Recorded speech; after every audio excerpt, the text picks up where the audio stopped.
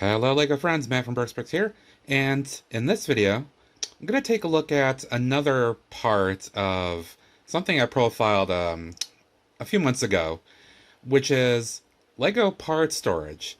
So stay tuned and let's take a look.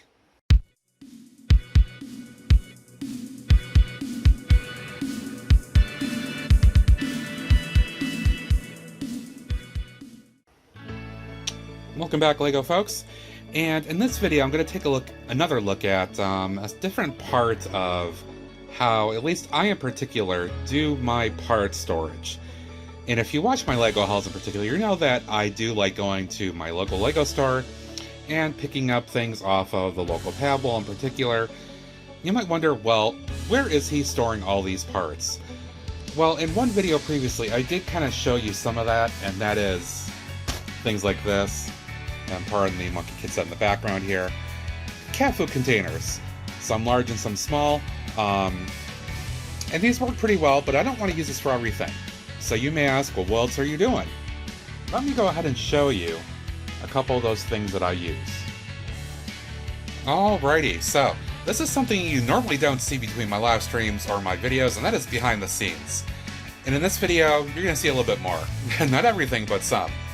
And first, I'm going to show you a couple of these different types of storage bins that I use.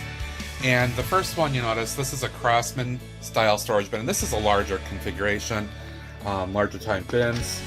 You see me pull these out on live streams, but the idea is,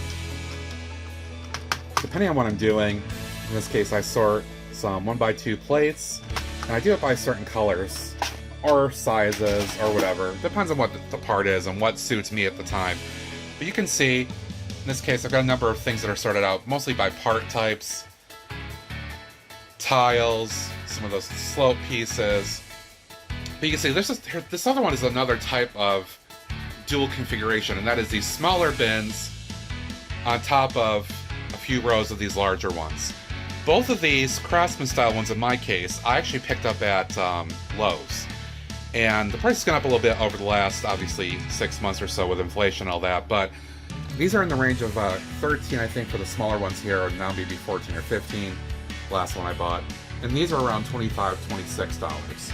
But in my opinion, these are worth it.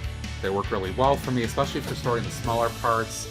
My organization, again, it suits me for the moment, but there's been so many times over the last 3 years that I keep changing what I'm doing. So, of course, it's liable that this is all going to change again, depending on what kind of parts I acquire. Here's another one of the same kind of thing, just more smaller parts that are sorted by type. You can see you've got stop bricks of various sorts, some tiles and all that.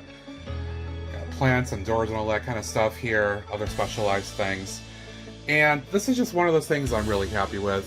Then I picked up more and more of these other larger bins, and this is where a lot of the pad gets stored, where I just put in one or two types of pieces into each of these bins based on what works for me. And let me go ahead and pull around here and show you some of the other ones I've got. Yeah.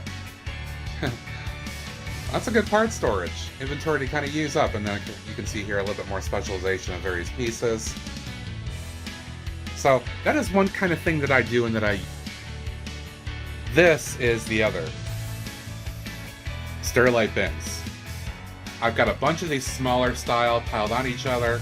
And you can see, like, I've got minifig stuff here, windscreens, larger tiles, car components, some plates and all that good stuff. And then again, over on this other wall here, other more specialized pieces, fences and all that good stuff, windows, etc., etc. And then there's one more thing I'll show you on my other wall here. And this is something you don't normally see, but you're seeing it in this video. All kinds of brick storage here, some more smaller Sterilites, sorted by mostly color. Usually my 1x1 up through 1x4 tend to go here.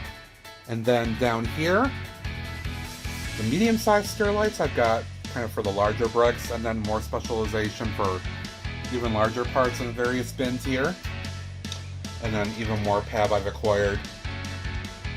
And then a few of these containers up here as well. And then on a recent shelf I got in just even more storage, a lot of my plates, And then larger plates down here in particular, you can see that bin sticking out, and then just more storage.